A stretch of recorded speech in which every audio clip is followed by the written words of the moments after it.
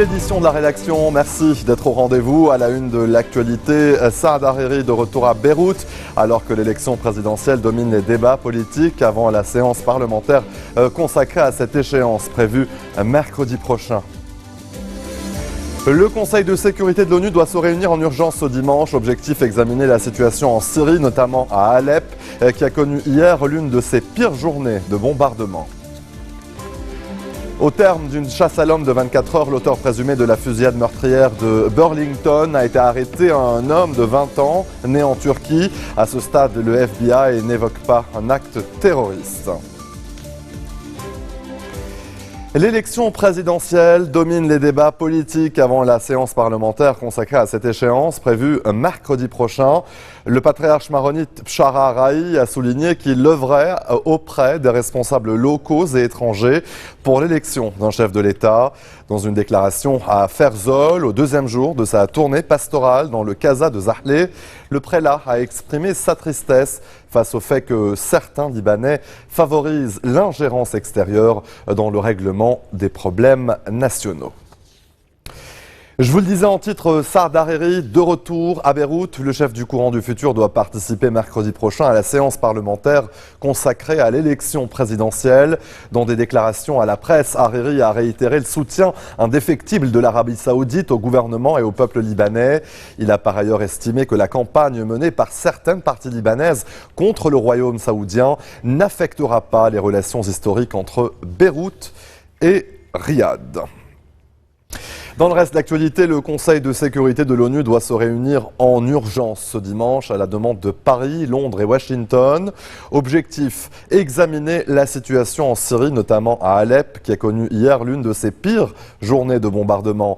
Pendant ce temps, vous le voyez, Walid Muallem, le ministre des Affaires étrangères de Damas, a déclaré à la tribune des Nations Unies que l'armée syrienne était proche de la victoire.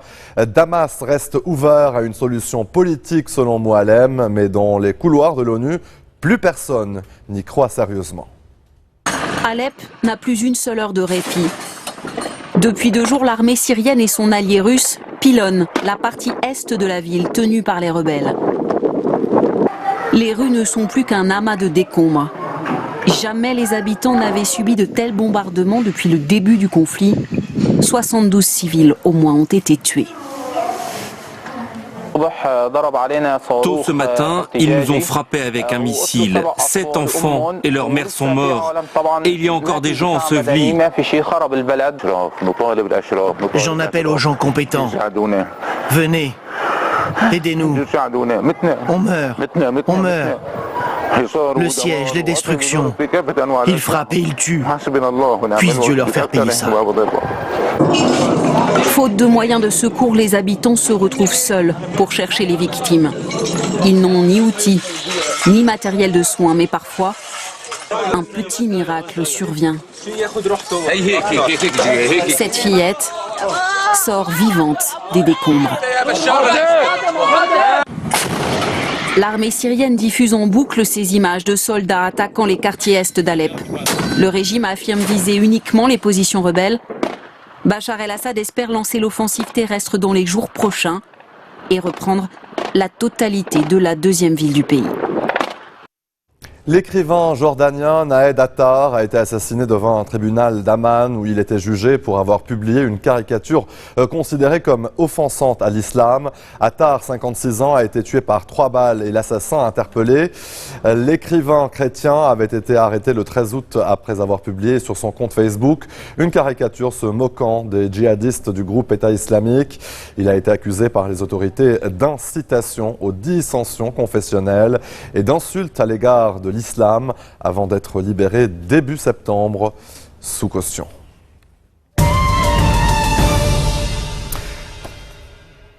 Un jeune Turc de 20 ans, auteur présumé de la fusillade de Burlington, a été capturé 24 heures après avoir tué 5 personnes dans un centre commercial. L'homme a été interpellé à Oak Harbor, une ville voisine de Burlington où il résidait. Présenté dans un premier temps comme un jeune d'origine hispanique, le tireur était entré dans le centre commercial Cascade Mall non armé. L'enquête devra déterminer où et comment il avait caché son fusil fusil. Il s'était enfui avant l'arrivée de la police et des secours. À ce stade, le FBI estime qu'il est trop tôt pour évoquer un acte terroriste. Toujours aux États-Unis, la police de Charlotte a diffusé un extrait de la vidéo de la mort de Kate Scott, à l'origine de violentes émeutes la semaine dernière, ainsi que des photos attestant que l'homme abattu était en possession d'une arme. Mais la diffusion de ces images n'a pas freiné l'ardeur des manifestants. Dans cette ville de Caroline du Nord, la jeunesse noire est pour la 5e soirée consécutive descendue dans la rue. Aux yeux des protestataires, eh bien, le fait que Kate Scott ait porté une arme ne justifie en rien son exécution. Le reportage de Gallagher Fenwick. Ray Martin n'arrive toujours pas à accepter la manière dont la police a géré une confrontation qui s'est déroulée tout près de chez lui. Elle a mené à la mort d'un noir américain qui habitait ici. Ils auraient pu viser son ventre. Ça neutralise un individu. Dans le cas de Keith, il a reçu, je crois, une balle dans le haut de la poitrine. Ils auraient pu éviter cela. Dans le quartier, certains des résidents sont clairement en colère. C'est pas le premier ni le dernier, mon frère. Je ne suis ni choqué ni surpris, c'est comme ça qu'ils nous traitent. Nous allons nous rendre dans la communauté où la tuerie s'est passée. L'ambiance y est tendue.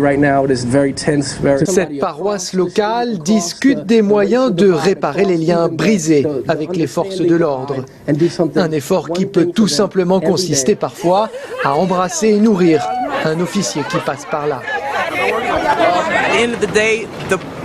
Une vaste majorité de la communauté nous manifeste son amour. Les gens n'arrêtent pas de me nourrir depuis ce matin. Une détermination qui mène ses fidèles jusqu'au commissariat. Ils ont décidé de s'y rendre pour livrer des beignets. Objectif, encourager le dialogue et apaiser les tensions. Avec le recul, on se dit on aurait dû utiliser le taser ou autre chose.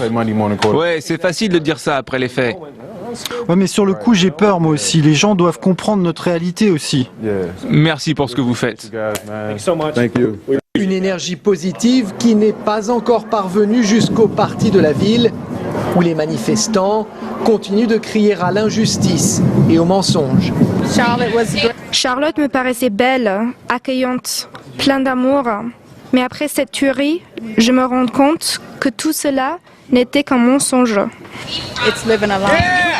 Malgré ces airs paisibles, la ville n'a pas échappé à un mal qui gangrène une bonne partie des États-Unis à l'heure actuelle. Ici aussi, la méfiance entre la police et les minorités sur fond de tensions raciales, c'est une réalité. Restez des nôtres, on se retrouve après ceci.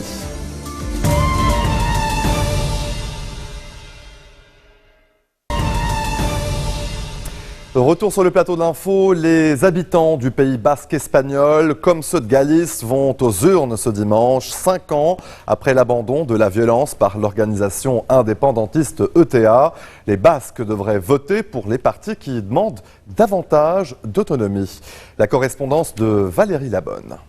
Le constat qu'on fait après la campagne, il est plutôt amer, c'est que ces dirigeants n'ont aucune solution à proposer au blocage institutionnel de 9 mois que connaît l'Espagne. Alors les sondages ne prévoient pas de grandes surprises. Les leaders politiques vont surtout compter comment vont voter les 3,5 millions d'électeurs qui sont attendus aux urnes aujourd'hui dans ces régions du Pays basque et de Navarre. Et on va voir si leur stratégie en interne est désavouée. Alors côté Parti socialiste, Pedro Sánchez a fait le pari de tout sauf Rajoy. Il voudrait créer une grande coalition Ciudadanos-Podemos entre les frères ennemis, mais il est clairement le seul à y croire. Les barons du Parti socialiste souhaiteraient plutôt que le parti s'abstienne pour laisser celui qui a gagné le plus de voix diriger. C'est clairement le pari que fait également Mariano Rajoy, le leader du Parti populaire, qui parie sur un pourrissement de la situation au sein du Parti socialiste. Mais ce qu'il prône dans son parti, c'est plutôt l'immobilisme. La victoire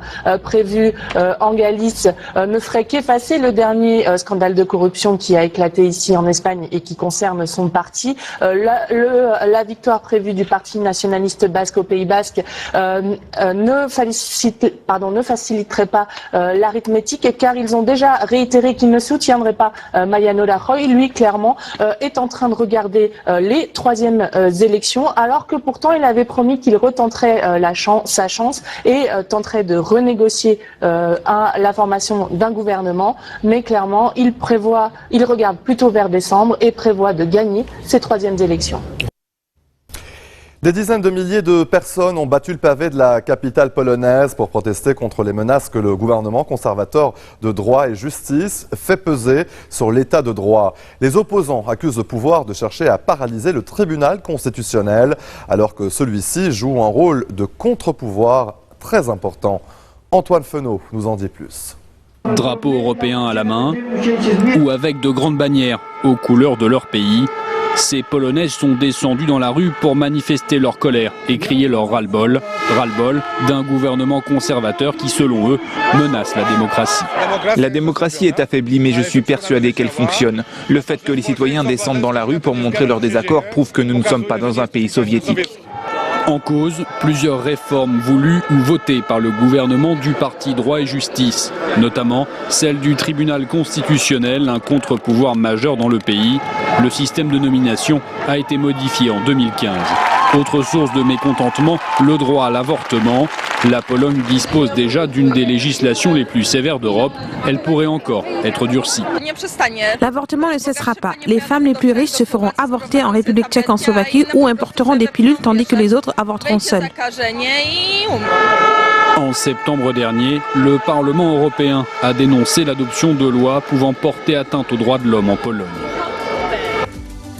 Allez, en bref, dans le reste de l'actualité, une gigantesque manifestation à Mexico. Plusieurs milliers de personnes ont participé à une marche pour exprimer leur opposition au projet du président Enrique Peña Nieto de légaliser le mariage homosexuel dans tout le pays. Les sympathisants de la cause, eux, ont organisé de leur côté dans le même secteur un rassemblement de soutien au mariage entre personnes du même sexe. Ces images impressionnantes d'un pétrolier mexicain en feu dans le golfe du Mexique avec à son bord 150 000 barils d'hydrocarbures. Les 31 membres d'équipage ont été évacués. On ignore pour le moment les causes de l'incendie qui s'est déclenché quand le navire se trouvait au large de Boca del Rio. 5 remorqueurs tentent de venir à bout du sinistre pour éviter des conséquences sur l'environnement. Et pour la deuxième année consécutive, mais sur un périmètre encore plus étendu, la ville donc de Paris organise ce dimanche une journée sans voiture, une initiative destinée à sensibiliser la population à la pollution et aux nuisances sonores. Piétons, cyclistes et rollers sont invités à participer à cette journée qui intervient justement à la veille d'un vote sur la piétonnisation des berges de la rive droite de la Seine. Et maintenant, en France toujours, dit-on, les tables de la loi sont avant tout les lois de la table. À ce titre, l'opération Tous au restaurant, qui célèbre sa 7e édition cette année, permet aux amateurs de bonne chère de partager avec un proche un menu dans l'un des 1021 restaurants partenaires. Parrainé par le chef Alain Ducasse, l'événement est organisé par les professionnels de l'hôtellerie et de la restauration. Le principe est simple, pour un menu commandé, le second est offert hors boisson. Une façon agréable et à moindre frais de se faire plaisir. Le reportage de Fanny Allard et Laure Wagner. Purée de pommes de terre au cèpe. Voilà. J'oublie rien pour ce plat. C'est bon. Briefing des équipes avant l'arrivée des premiers clients. François Gagnère est chef à l'Anicia, bistrot de produits naturels. Lui, œuvre pour une cuisine éco-responsable. Il a quitté ses fourneaux le temps d'une soirée. On a envie, c'est de donner une image contemporaine de produits de terroir. Je suis convaincu que la cuisine de demain, c'est d'abord un respect des produits, un respect des saisons, en y apportant justement cette légèreté, cette originalité. Les pieds dans la terre, mais on regarde devant.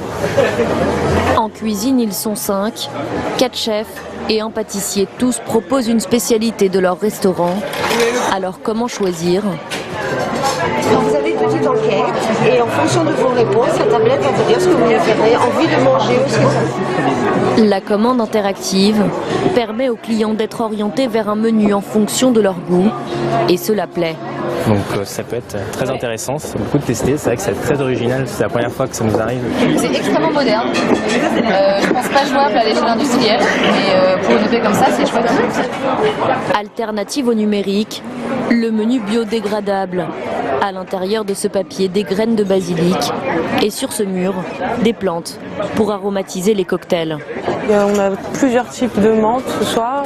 Une menthe citron, une menthe orange, une menthe chocolat, une menthe marocaine et menthe poivrée. À Paris, 193 restaurants participent à l'opération jusqu'au 2 octobre.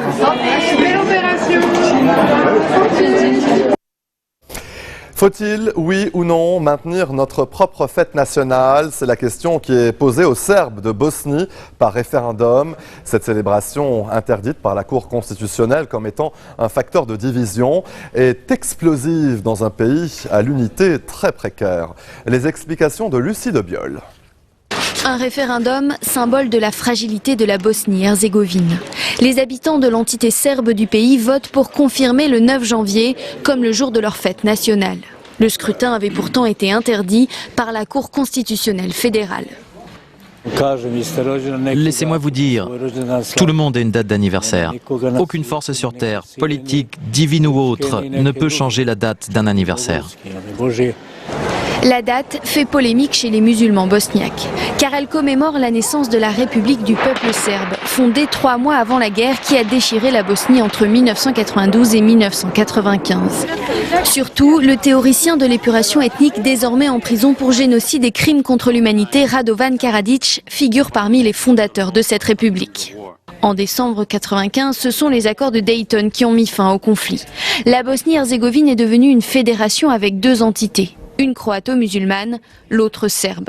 Un équilibre fragile, aujourd'hui remis en cause par les nationalistes de toutes parts, à commencer par Milorad Dodik, à l'initiative du scrutin ce dimanche.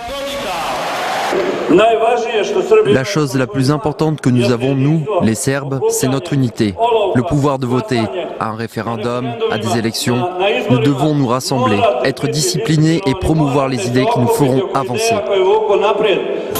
Certains accusent le chef des Serbes de Bosnie de tenter avec ce référendum de se relancer politiquement à une semaine des élections municipales. Mais l'homme ne semble pas vouloir s'arrêter là. Son parti brandit depuis longtemps la menace d'un référendum d'indépendance pour la République serbe de Bosnie. Et c'est justement depuis le célèbre pont de Mostar en Bosnie-Herzégovine que les plongeurs de haut vol ont disputé la 7e manche du championnat du monde. Tenant du titre et actuel leader du classement, le Britannique Gary Hunt a terminé à la 2e place devant l'Américain David Kolturi, mais derrière le Tchèque Michal Navratil. Devant 20 000 spectateurs, Navratil a obtenu les meilleures notes du jury avec près de 500 points en s'élançant depuis une hauteur de 27,5 mètres. Pour savoir qui s'adjugera le titre mondial, eh bien rendez-vous maintenant au Japon dans 3 semaines, puis aux Émirats Arabes Unis 15 jours plus tard.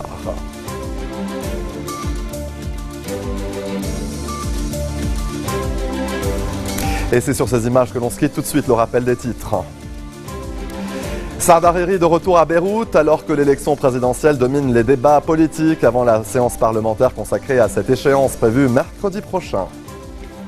Le Conseil de sécurité de l'ONU doit se réunir en urgence ce dimanche. Objectif, examiner la situation en Syrie, notamment à Alep, qui a connu hier l'une de ses pires journées de bombardement. Et au terme d'une chasse à l'homme de 24 heures, l'auteur présumé de la fusillade meurtrière de Burlington a été arrêté. Un homme de 20 ans, né en Turquie. À ce stade, le FBI n'évoque pas un acte terroriste. Merci de votre attention. Je vous donne rendez-vous à 18h heure de Beyrouth pour une nouvelle édition de Code 24, le magazine de la rédaction en partenariat avec France 24. Bon début de semaine à toutes et à tous.